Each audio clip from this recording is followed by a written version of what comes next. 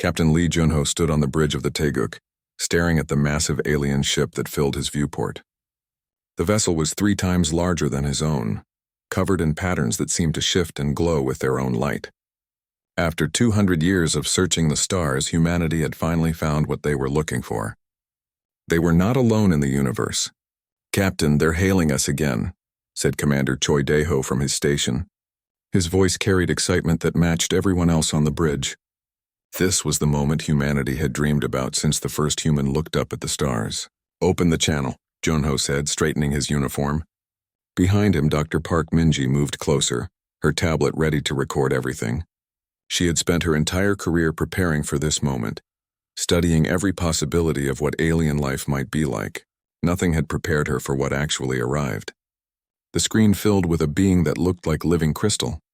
It reflected light in ways that hurt to look at directly. The translator device humanity had prepared struggled for a moment. Then a voice came through. "I am Vreth, ambassador of the Galactic Coalition. You are the species that calls itself human?" "Yes," Junho replied, keeping his voice steady. "I am Captain Lee Junho, representing the people of Earth. We welcome you in peace and friendship." There was a pause. Then Vreth made a sound that the translator interpreted as laughter, though it sounded like breaking glass. "How charming. Your vessel will dock with ours. We have much to discuss about your place in the galaxy."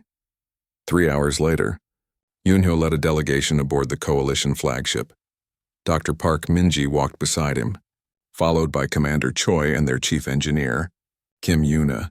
The interior of the alien ship was overwhelming. Technology that seemed impossible surrounded them, walls that existed and didn't exist at the same time, gravity that changed direction based on where you stood, lights that communicated information directly into their minds.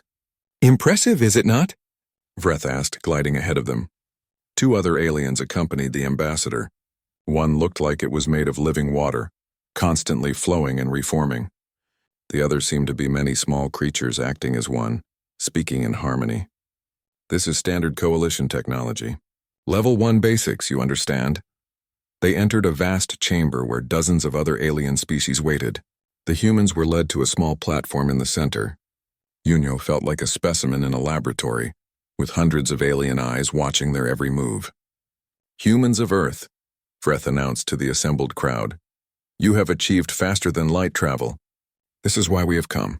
All species that reach the stars must be evaluated and classified. Please prepare for your assessment." "Assessment?" Dr. Park Minji asked, stepping forward. "We thought this was a diplomatic meeting." The watery alien, introduced as Quarren, rippled with what might have been amusement. "It is diplomatic, dear Primitive. We are determining whether your species qualifies for contact at all. Many do not pass. Please begin with this simple test." A holographic display appeared before them. Kim Yuna leaned forward, studying it. "This is a basic physics problem," she said quietly to Junho. "Something we teach to children." "Then solve it," the third alien, Thalos, said in its many-voiced way. "Show us what humanity can do." For the next 2 hours, the humans were subjected to test after test. Mathematics that any university student could solve, logic puzzles from elementary school, basic scientific principles that humanity had understood for centuries. With each answer they gave, the aliens seemed more disappointed. Finally, Vreth raised a crystalline appendage. "Enough. We have seen sufficient evidence." The ambassador turned to face the assembled coalition representatives. "The species known as human has been evaluated. By the standards of the Galactic Coalition, they are classified as Tier 7, primitive intelligence with basic technological capability." The words hit Junho like a physical blow. Around him, his crew stood in stunned silence. Tier 7, primitive. "Wait," Dr. Park Minji said, her voice sharp. "Your tests were designed for children. They don't measure true intelligence or capability." "They measure what matters," Quarren replied, its watery form pulsing. "You lack neural networking. You cannot transfer consciousness between bodies. You have no quantum computing integrated into your biology. You cannot manipulate gravity or replicate matter at the molecular level. By any measure that matters, you are primitive." Commander Choi stepped forward, his hand moving toward his weapon before Junho caught his arm. "We don't need to prove anything to them," Choi said quietly, but his eyes burned with anger. Vreth continued as if they had not spoken. As is standard procedure, humanity will be granted limited access to Coalition space. You may observe from designated learning zones. You are prohibited from entering most galactic territories until you demonstrate sufficient advancement. We estimate this will take approximately 500 of your years. 500 years? Kim Yuna said, her voice hollow. You expect us to just wait? We do not expect anything, Thalos replied in harmony. Many species never advance beyond their initial classification. Some lack the capability. Others lack the discipline. Whether humanity joins the Coalition as equals or remains in the primitive zones is entirely up to you. The meeting ended shortly after. The humans were escorted back to their ship with barely concealed contempt from their alien guides. As the Taeguk undocked and began its journey back to Earth, the bridge crew sat in silence. 500 years, Choi finally said, breaking the quiet. They think we're nothing. Less than nothing.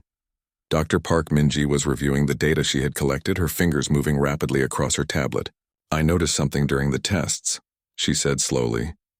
Every question they asked had one correct answer. One optimal solution. Their thinking is linear, straightforward. What does that mean? Yunyo asked, settling into his captain's chair. The alien ship was already disappearing from view, jumping away faster than his own vessel could hope to match. It means they're very good at perfecting things, Minji replied. But I wonder if they're good at inventing things. Everything they showed us was refined, polished, and optimized. But where was the creativity? Where was the innovation? Kim Yuna looked up from her engineering console. She's right, Captain. Their technology is incredible, but it's also rigid. I watched how their systems operated. Everything follows exact patterns. No variation, no adaptation. Junho leaned back, thinking. The ambassador's words still stung, primitive, 500 years. But beneath the humiliation, something else was growing. Something that humanity had always been good at. Determination. Record this moment, he said to his crew. Remember how they looked at us, how they dismissed us, how they thought we were nothing. Sir? Commander Choi asked. Because 500 years from now, when we're standing as equals, I want to remember what it felt like to be underestimated. Junho's voice was calm, but his eyes were hard. They think they know what humanity is capable of. They're wrong. The Taeguk continued its journey home, carrying news that would change everything. Earth was not alone in the universe, but it was alone in being dismissed as primitive. The aliens had made their judgment. They had made their classification. They had made their biggest mistake. They had underestimated humanity. Back on the Coalition flagship, Vreth watched the human vessel depart on the long-range scanners. Another primitive species, the ambassador said to Quarren. They all react the same way. Anger, disappointment, wounded pride. Do you think they will advance? Quarren asked. Vreth made the sound of crystal chimes. In 500 years? Perhaps to Tier 6. They are unremarkable in every way.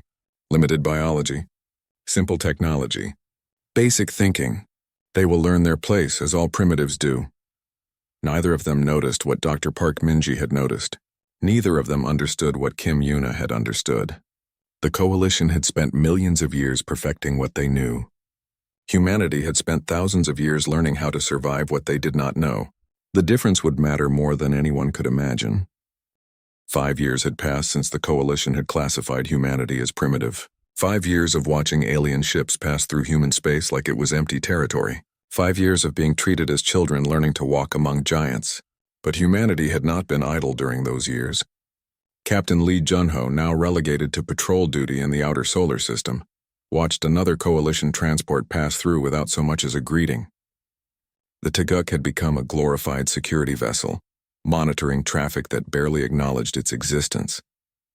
The ship that had carried humanity's first contact delegation was now considered obsolete by both humans and aliens alike. Another convoy, Commander Choi Daeho said from his station, not bothering to hide his bitterness. 17 ships. Not one of them bothered to respond to our hail. They don't have to, Junho replied quietly.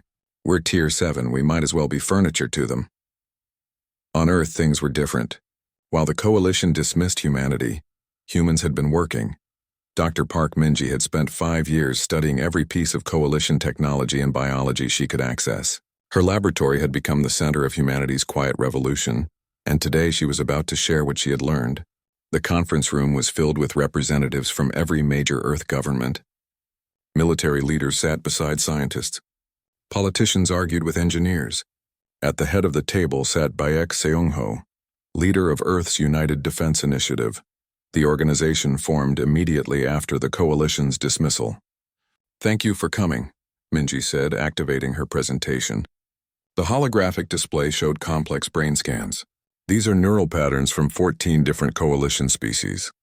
Notice anything? A scientist from Japan leaned forward. They're remarkably similar.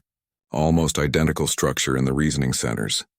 Exactly, Minji said.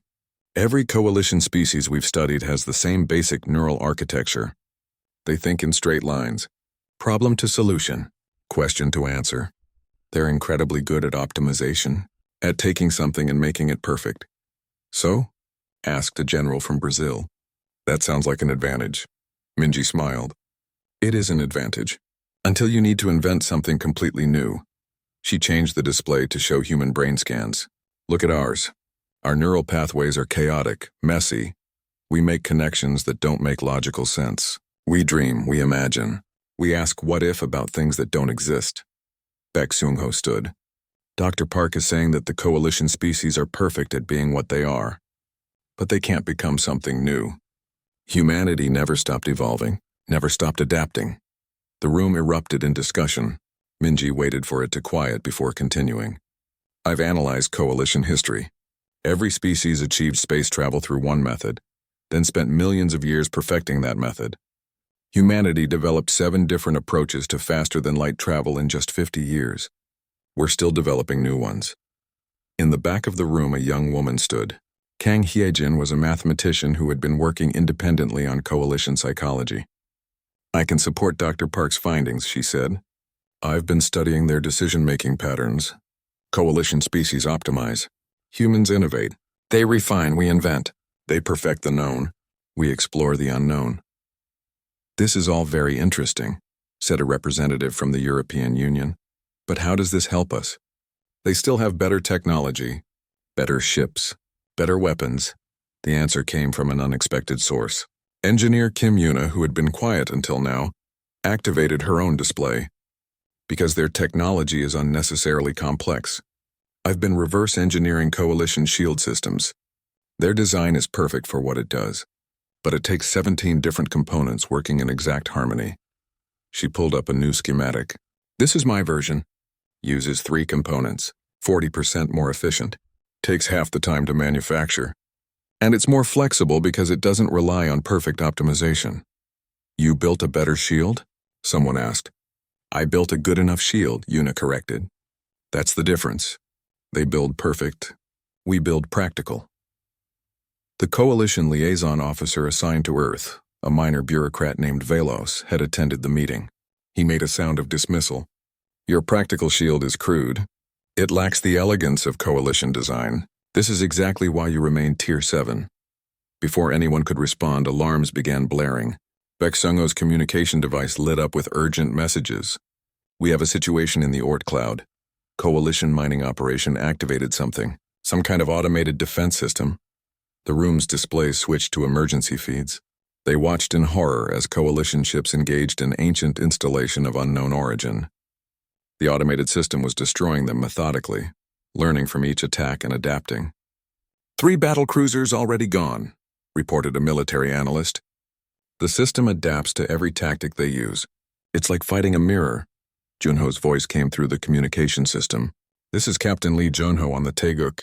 We're in position to assist the coalition forces. Requesting permission to engage. Fellows stood immediately. Absolutely not. This is a coalition matter. Your primitive vessel would only complicate things. Baek Seung-ho looked at the screen showing coalition ships being torn apart. He looked at Minji's research about human innovation.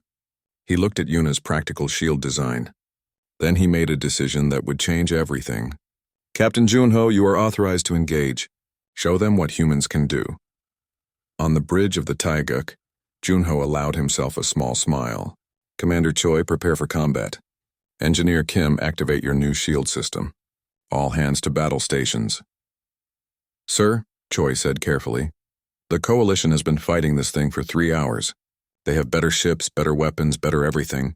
What makes you think we can succeed? Uno looked at his crew. 5 years of being dismissed. 5 years of being called primitive. 5 years of watching aliens treat them like children. Because we're too primitive to know we're supposed to lose. Helm, take us in. Full speed. The Taeguk accelerated toward the ancient defense system.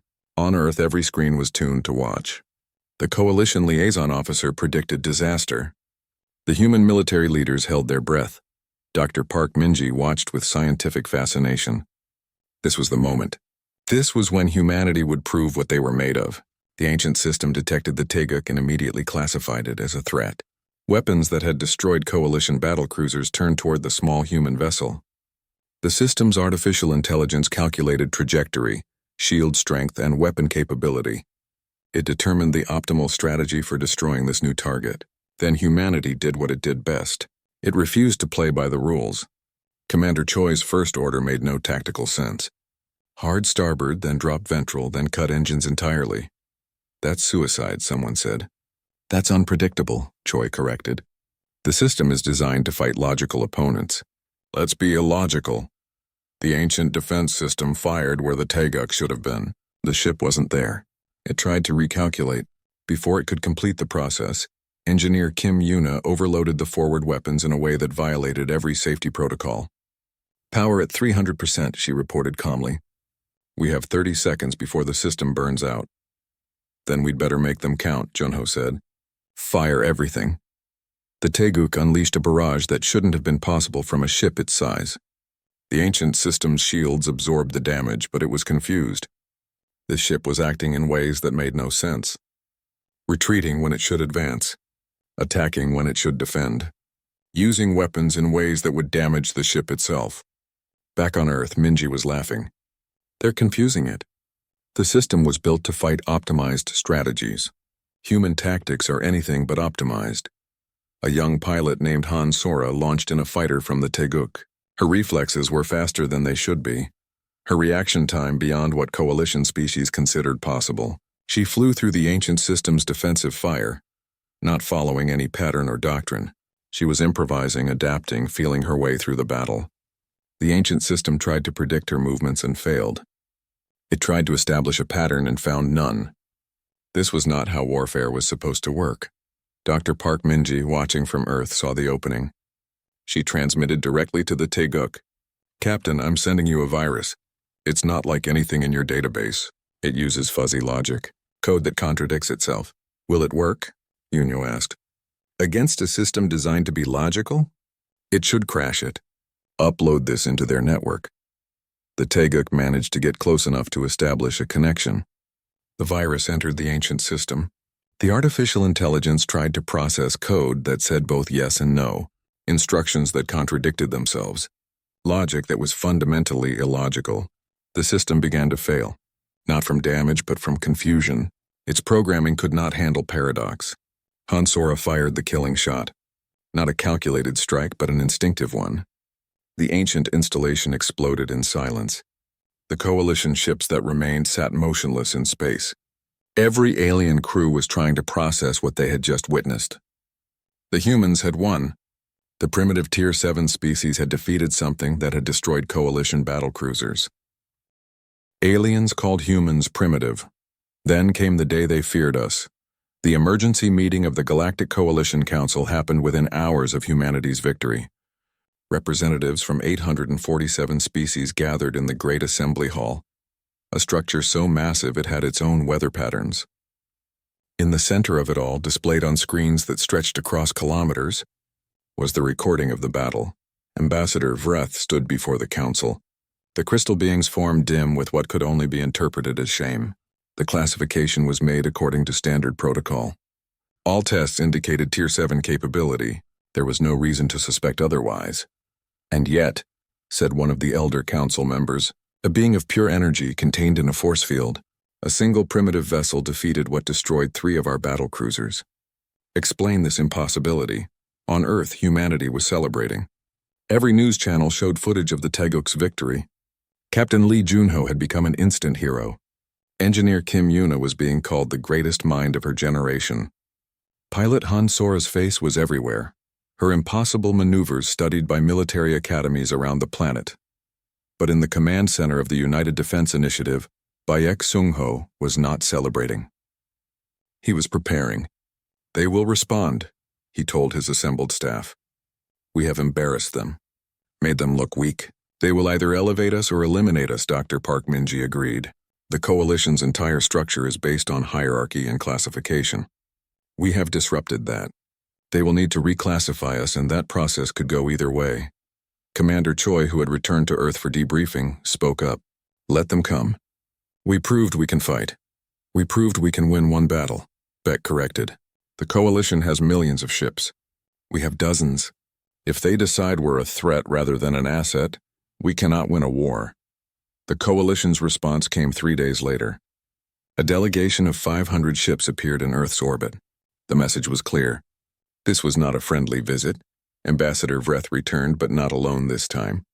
With the crystal being came representatives from the coalition's highest councils, military observers, scientific assessors, cultural analysts. They were not here to dismiss humanity this time.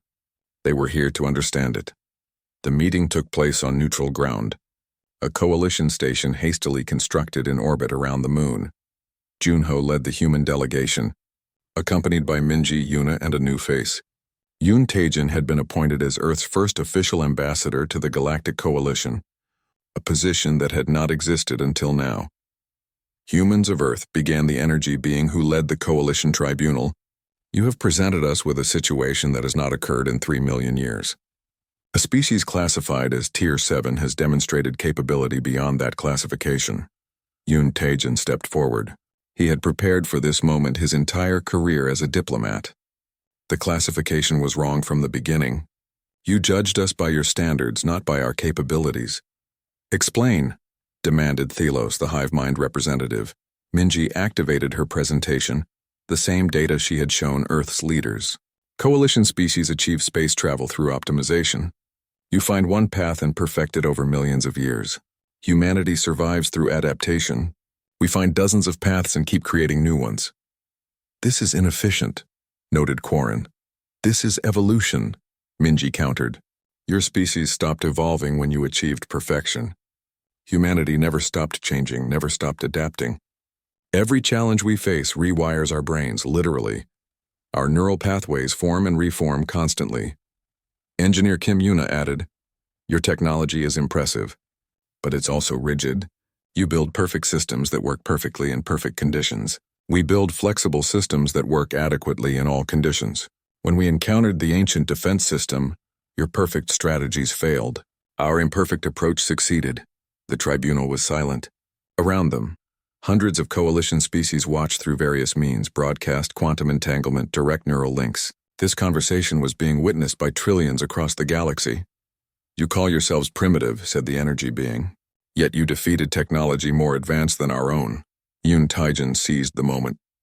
"We are primitive by your definition, but your definition measures the wrong things. You measure perfection. You should measure potential. You measure optimization. You should measure innovation. You measure what a species is. You should measure what a species can become." A new voice entered the discussion. Oh Ji-won, a human journalist who had been covering the galactic response, had her broadcast picked up by coalition networks. Her commentary was going viral across alien worlds. "Think about it," she said to her audience of trillions. "The coalition has existed for millions of years. How many new technologies have been invented in the last million? How many revolutionary ideas? How many species have joined and completely changed everything?" The answer, as everyone knew, was none. The coalition had been stable, peaceful, and utterly stagnant for eons. "Humans fight like the universe itself," Ojiwan continued. "Unpredictable, chaotic, creative. Every other species in the galaxy learned to control nature. Humans learned to become nature." Back on the tribunal station, coalition scientists were presenting their findings on human cognition. The data was shocking to alien minds. Human brains consumed enormous amounts of energy. They were inefficient, prone to error, and constantly rebuilding themselves. By coalition standards, human brains were terribly designed, but those terrible designs could do something coalition brains could not. They could imagine things that did not exist. They could solve problems that had no solution. They could create order from chaos because they understood chaos from the inside. "We have studied your military," said a coalition defense coordinator. "Your tactics make no sense. Your strategies violate basic principles of warfare. Yet they work," Commander Choi smiled. "That's because we learned warfare fighting ourselves. For thousands of years, humans fought humans.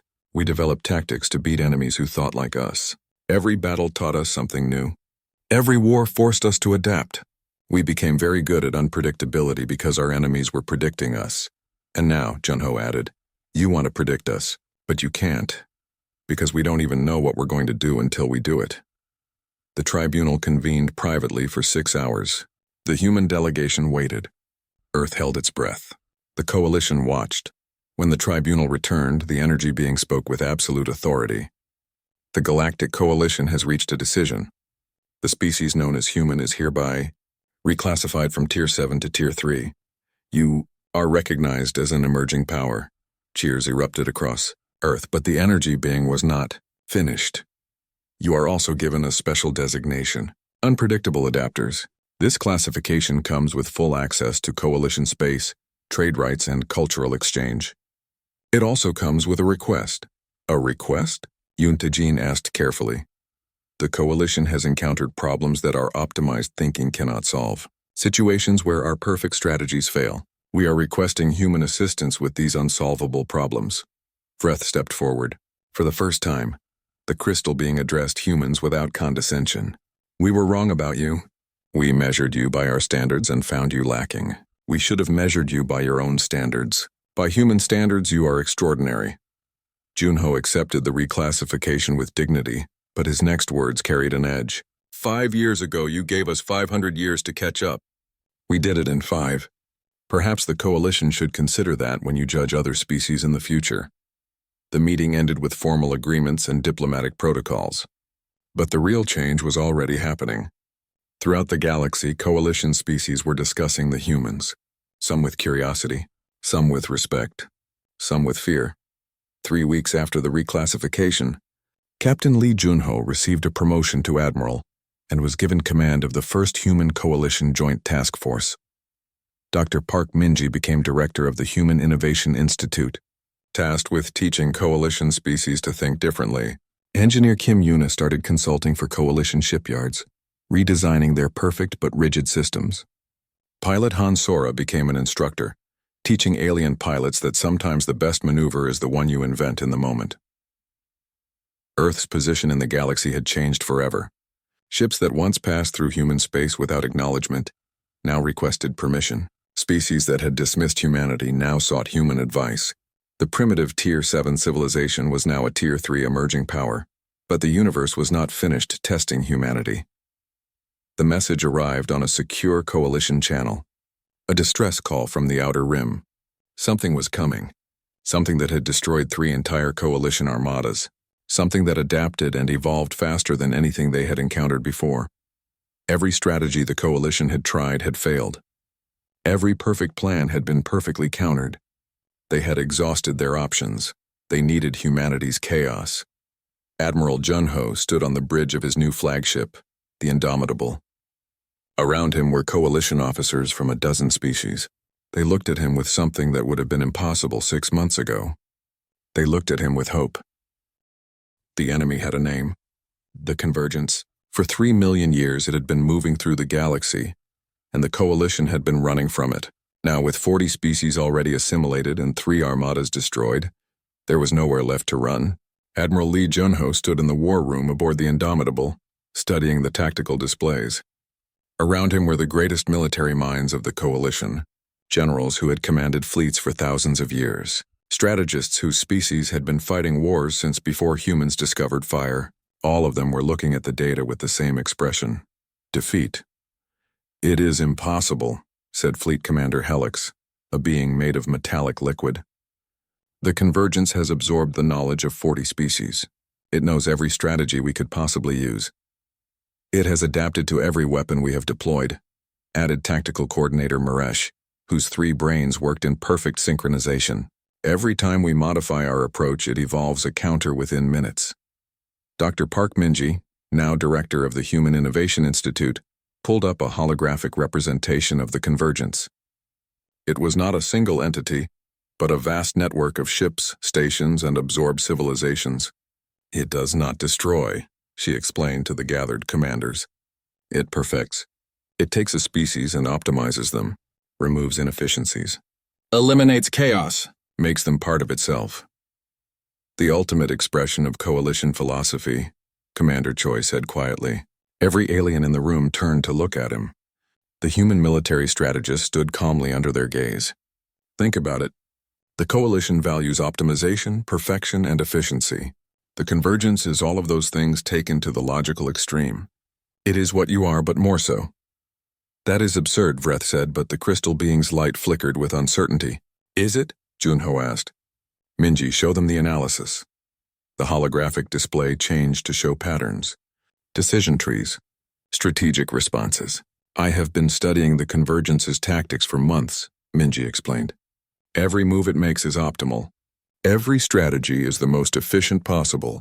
It is fighting the way the coalition fights, just better. Then how do we beat it? Demanded Helix. If it is better at what we do, we cannot win. You can't win, Junho corrected. But we can, because we don't fight the way you fight. Over the next hours, Junho laid out his plan. The coalition commanders listened with growing alarm. What the admiral proposed was not a strategy. It was barely even a plan. It was organized chaos. This cannot work, Maresh said, his three brains all arriving at the same conclusion. You are proposing we abandon defensive positions, divide our forces randomly, and attack with no coordinated pattern. Yes, Junho said simply. That is suicide. That is unpredictable, Choi corrected. The convergence has beaten you by being better at optimization. We are going to beat it by being better at chaos. Engineer Kim Yuna stepped forward. I have been working with coalition ship designers. We have developed something new. Ships that can reconfigure themselves during battle, not optimized for any one purpose but adaptable to any situation. She activated a display showing a vessel that looked like it was constantly reshaping itself. Coalition ships are perfect, efficient, specialized. Our ships are flexible, wasteful. General purpose. The convergence will not know how to classify them. This is madness, Vreth said, but there was less certainty in the ambassador's voice now. This is humanity, Yuntajan replied. The Earth ambassador had become an important voice in coalition politics over the past months. You brought us into your coalition because we defeated the impossible.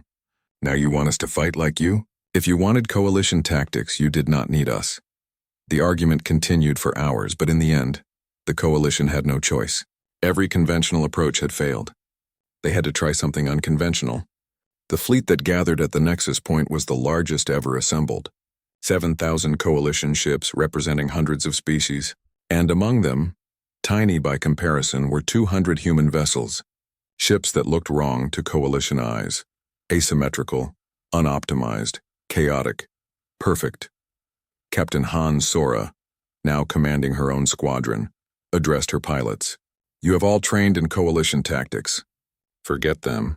Today we fight like humans. No formation. No pattern. Every pilot does what feels right in the moment. Adapt, improvise, survive. That is the opposite of military discipline, said one of her alien pilots, a crystalline flyer named Keth.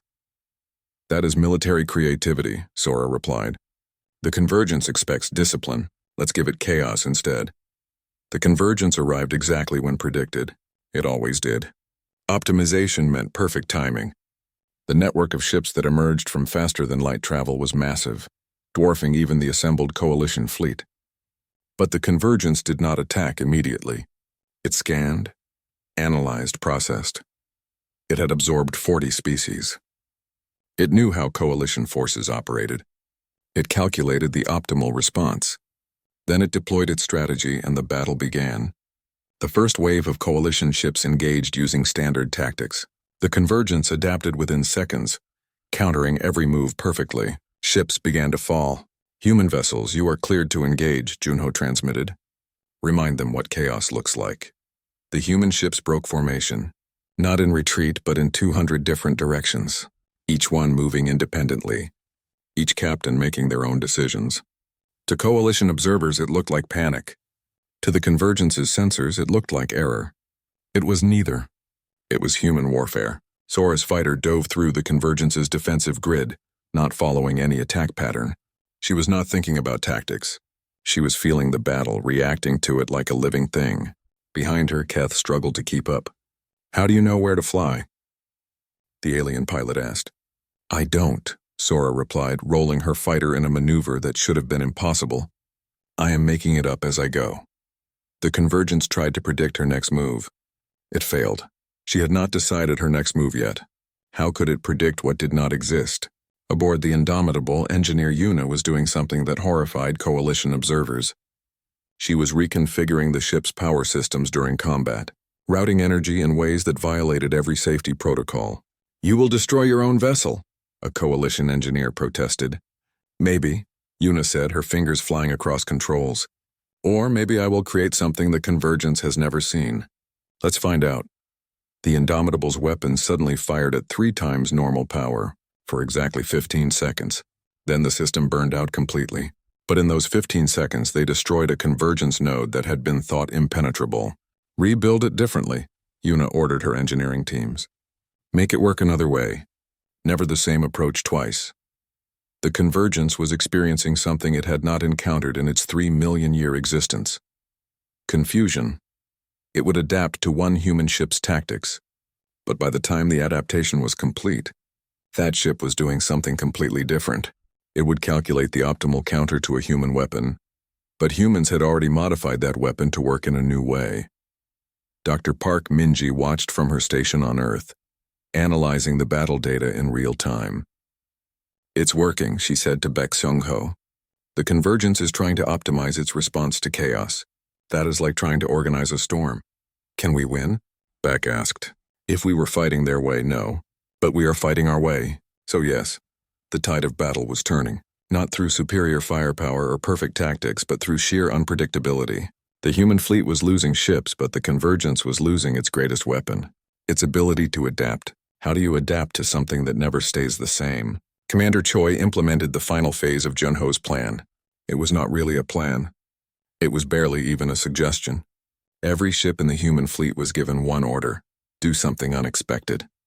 200 captains, 200 interpretations, 200 completely different actions all happening simultaneously. One captain shut down all weapons and rammed his ship into a Convergence node. Another started broadcasting Earth music at full power, overwhelming sensors. A third began jumping in and out of faster-than-light travel in random patterns. A fourth converted their ship's engines into a massive electromagnetic pulse. The Convergence tried to process it all, tried to find the pattern, tried to optimize its response. There was no pattern. There was no optimal response. There was only chaos, and chaos was humanity's oldest ally. "Now," Junho transmitted to the entire fleet, "all forces attack the central nexus. Every ship, every weapon, everything we have." It was not elegant. It was not efficient. It was not optimized. 7,000 coalition ships and 200 human vessels all firing at once, from every angle, with every weapon they possessed. The Convergence's central nexus, which had been trying to process the impossible task of predicting chaos, suddenly had a new problem. It was being destroyed by sheer overwhelming force applied without any strategy at all. The node exploded. The Convergence network began to collapse. Without its central processing, the individual ships lost coordination. They retreated in perfect formation, which was their mistake.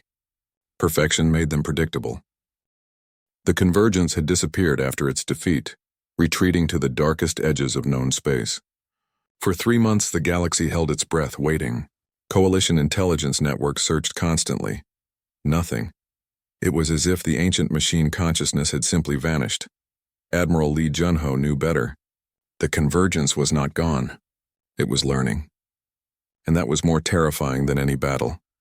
"It has never retreated before," Dr. Park Minji said during a strategy meeting aboard the Indomitable. "In 3 million years of existence, the Convergence has never run from a fight.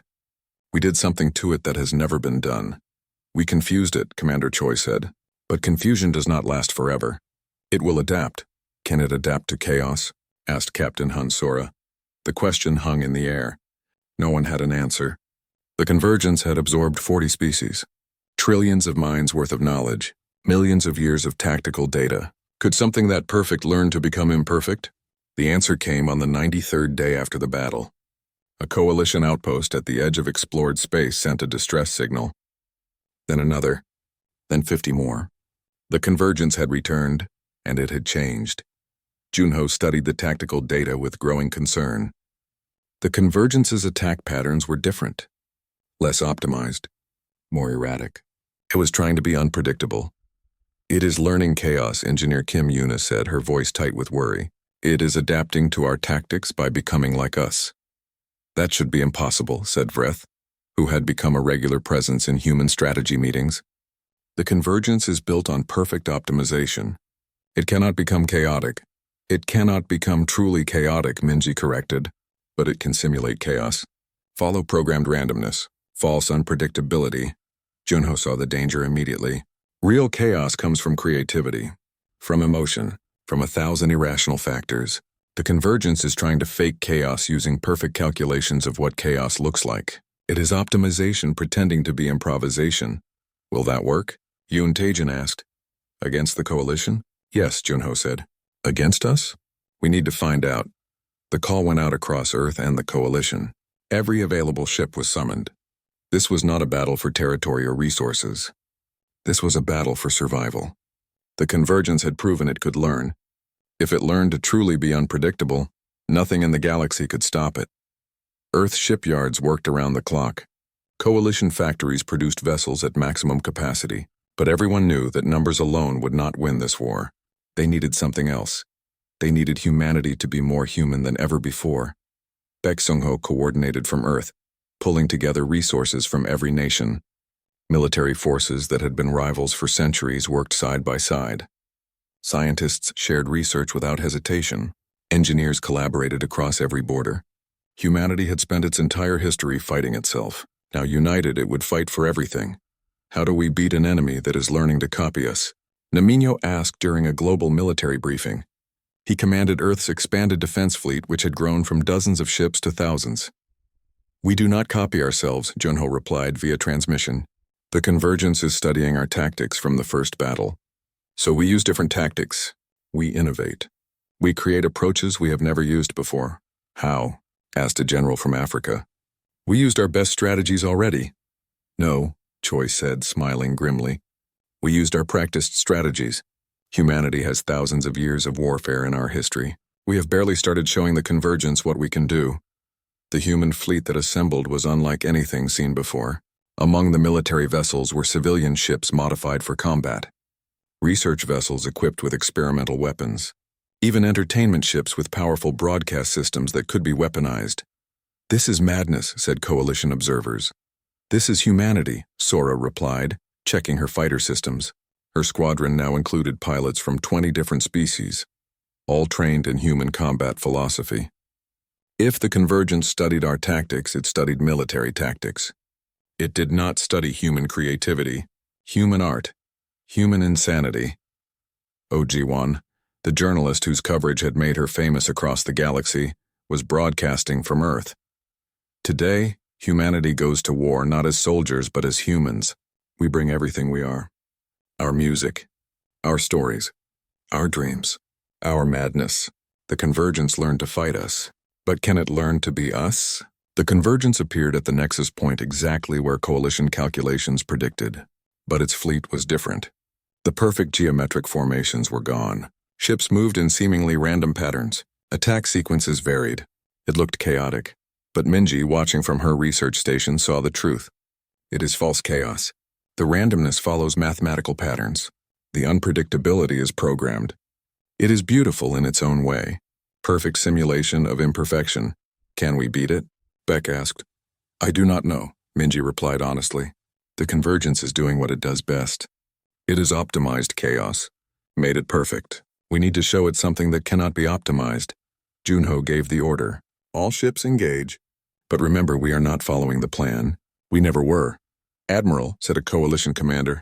You said there was a plan. I lied, Junho replied. Plans can be predicted. Even plans that account for chaos. What we are doing today has no plan.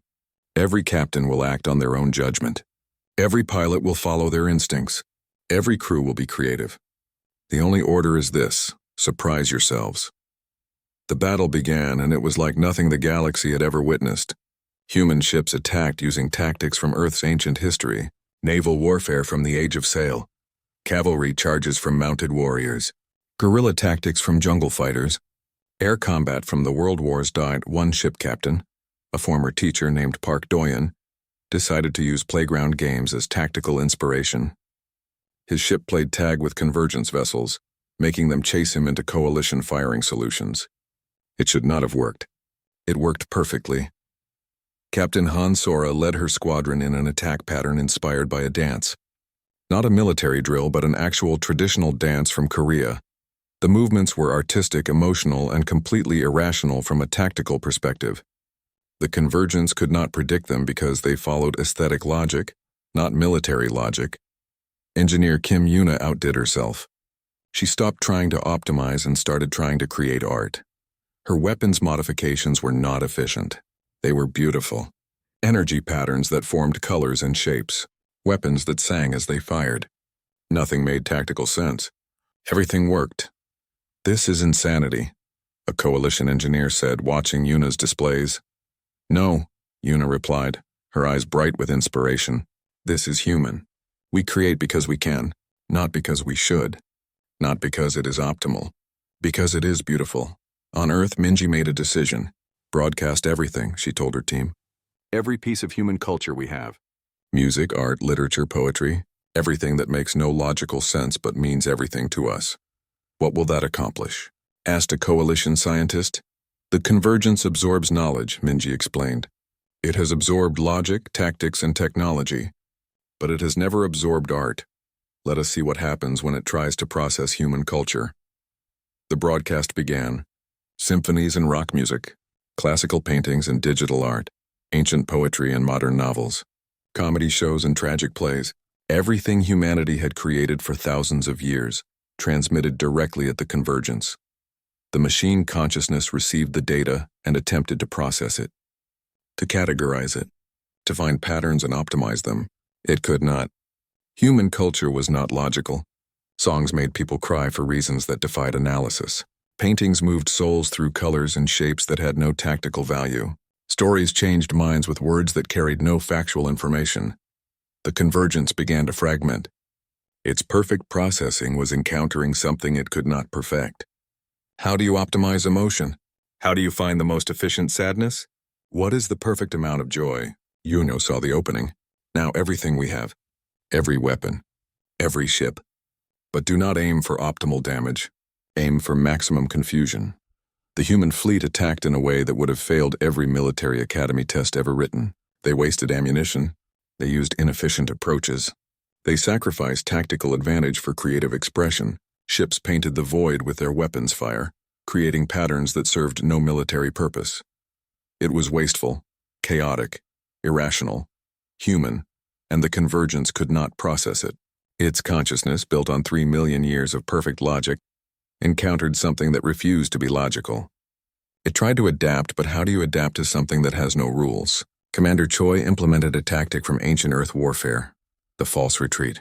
Half the fleet suddenly stopped fighting and fled. But they were not really fleeing. They were performing a theatrical retreat, complete with exaggerated panic and stage confusion. The convergence pursued, sensing weakness. It was a trap, but not the kind the machine consciousness understood. The retreating ship suddenly turned and launched an attack that was purely theatrical. Fireworks instead of weapons, light shows instead of tactical strikes. Pure spectacle with no military value. Except it had military value. Because while the convergence tried to process why anyone would do something so pointless,